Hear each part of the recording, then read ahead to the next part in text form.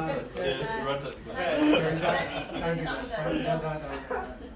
good morning everybody. This morning we're going to just go through fan belts, the different belts that they are available. We're going to look at how fan belts run on different pulleys. Obviously in the earth moving industry, what we do with Caterpillar stuff. Most of you know from our suppliers we order under Caterpillar part numbers and we get a part that's from Caterpillar. But sometimes you might get something that's got no label on it, or you might be stuck on the side of the road in your own vehicle and not knowing what to order for your own fan belt, for your own vehicle. So it's quite a handy way to know how to order fan belts as well on just the measurements and how to do that. So just a bit about storage. When we store fan belts, they should we shouldn't store them for longer than 6 years. We don't have fan belts that old. We had bought out a company 10 years ago that did have old fan belts, and some of the things that we found there was they had hairline cracks in all the belts. Okay? We had no control over that because it wasn't from us. Those were all disposed of at that time. So storage 6 years, and obviously not in direct sunlight. It is rubber. Okay? Rubber does perish in the sun. So they made of rubber, I think. Might have some other stuff in them. So a cool, dry place is preferable. When you guys do stock takes, just one of the things that we've come across is just make sure that we often get a belt set. So Caterpillar have a part number with a belt set, and it's made up of 2 and sometimes 3 belts. All right? So when you do stock take, you don't want to count 2. Just make sure the part number will tell you it's a set, and it will tell you how many on the set. It's normally on the Pronto. Okay. When you do stock take, also just have a quick look over the belt to make sure that it looks okay and there's no sort of cracks on when you first have it. It'll be good. So what we're going to look at now is how to measure a fan belt, and also the different types of belts there are. So this is just a typical V belt. A way to measure it, they measure the width across there. So if I get a tape measure and I just measure that, I'll see this one is 15. Okay, it's measured in millimeters. Typically when we measure millimeters, it's 15A. We put an A afterwards to indicate millimeters. If it was 20 millimeters, it would be 20A. So the part number of this one is 15A, and then the length. The way we measure length, an easy or quick way, we do have a proper machine, but you can put your, everybody see, I've made a mark on the belt, and at the beginning of the mark I've put it on 0, and I'll just roll the belt round and round like that, nicely against the thing, until you get the end there, and I got it to the end there, and it's 1540, 1 meter 540. So if you have a look at this belt, it actually says there 15A, which what I explained to you was in millimeters. That means it's the thickness, and the length is 1540. So we have done it the crude way. We'll use this machine. This machine's got 2 sides. So that side is the side we measure V belts. That's got a V, that's why it's called a V belt. And this other side, you can see it's got some little teeth here. We call that a serpentine belt. Okay, so there are 2 parts measuring this on this Daco fact finder, whatever this is, machine. So what we do is we make sure the belt is free, and we loop it up here. Now, we don't, so what it shows you here, there's some sort of color codes here.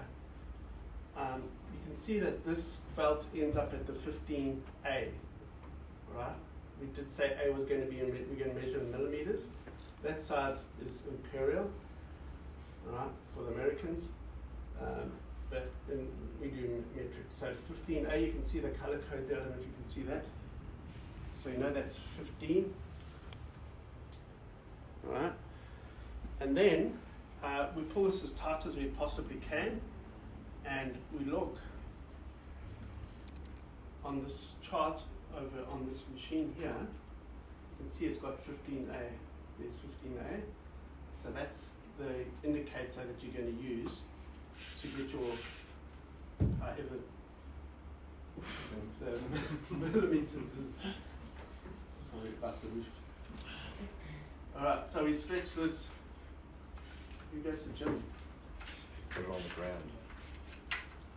So make it sort of nice and taut here. And we stretch that Put it on. as best as we can, and at 15A we may have a measurement of 15, let's just cheat a bit here, 1540. Yeah. So let's have a look, 1540, yeah, we're just about there. I can't put it all the way down hard, but okay. Any questions on that before I move on in terms of how you measure? So first of all, you're going to have a look at the grid here to see where that thickness ends up, all right? And then the next part is the length. So this fan belt is a 15A. If you have to order this, you measure it as a 15A, it's 15 mils thick, and the length is 1540. So that's like the part number that the industry uses. Okay, it's not a Caterpillar part number, but it's an industry part number. So 15A 1540. That is the part number that is nationally known, or internationally known as for that fan belt. Okay, so that's the V belt. This V belt is it's got cogs on it. It's a cog. It's got like teeth on it. Okay, that just gets better grip, I think. Can I give you that? Thank you. We're going to need it afterwards. Then we move on to the serpentine belts. It's the same procedure. We're going to put that on there for me, this one. A serpentine belt, you can see, is just a flat belt, and it's got these little teeth things on it.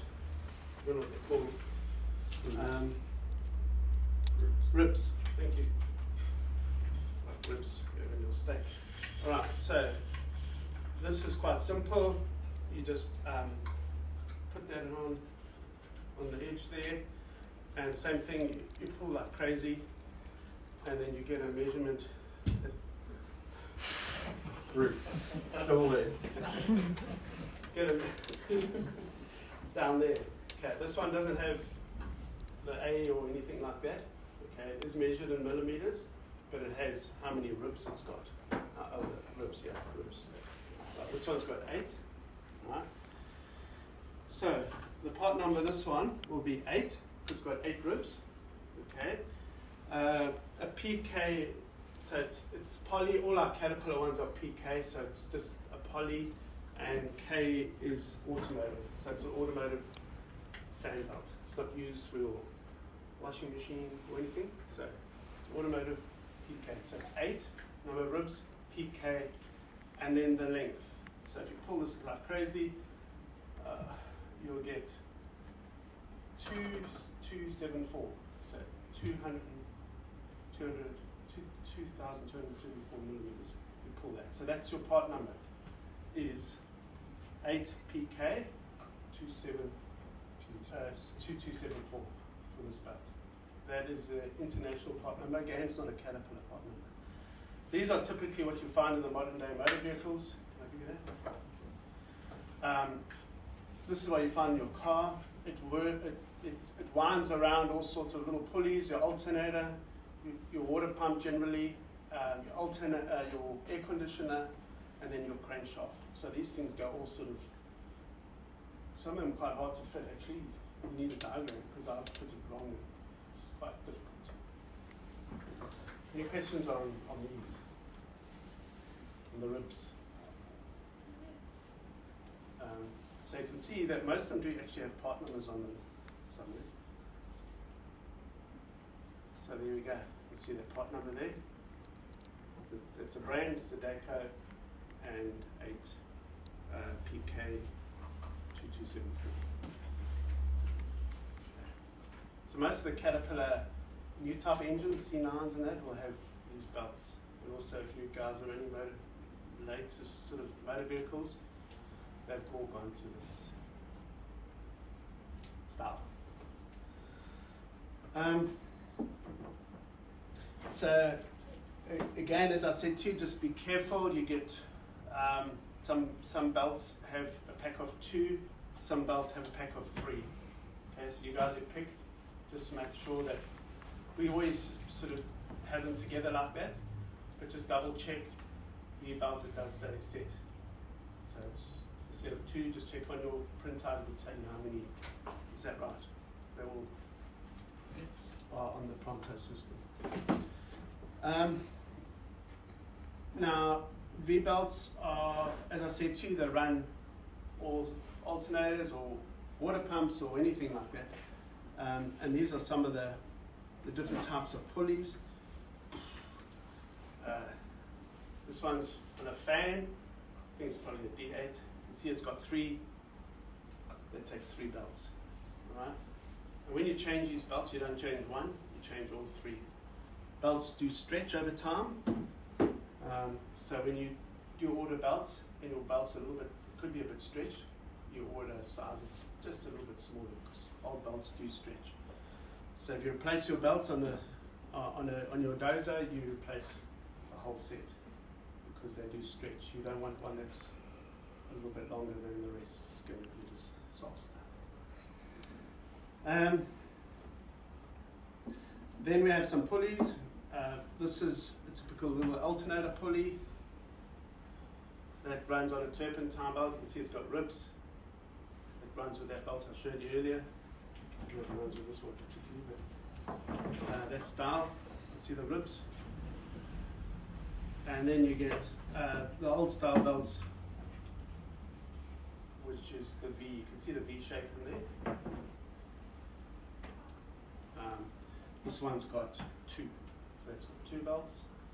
That might go, one might go to alternator this side, and that one could possibly go to an air conditioning unit on the other side, like that.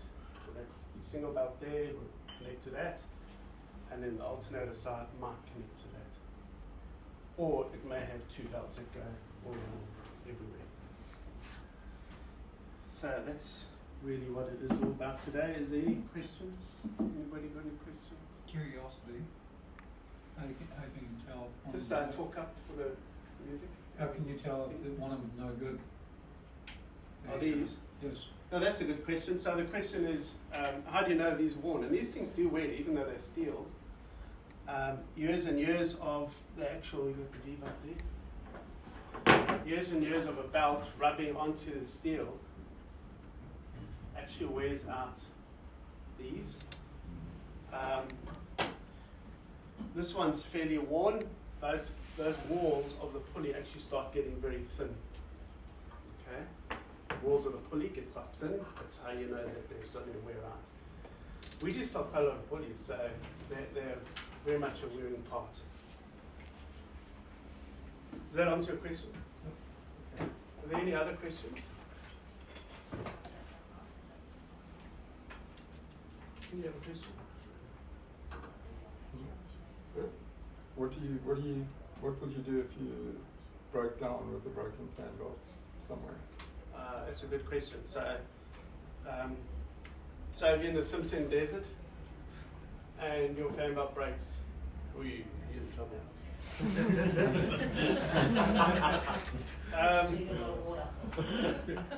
So if you happen to have a mother-in-law who's got pantyhose, or a nice lady next to you who's got some pantyhose, you could put pantyhose around as a fan belt.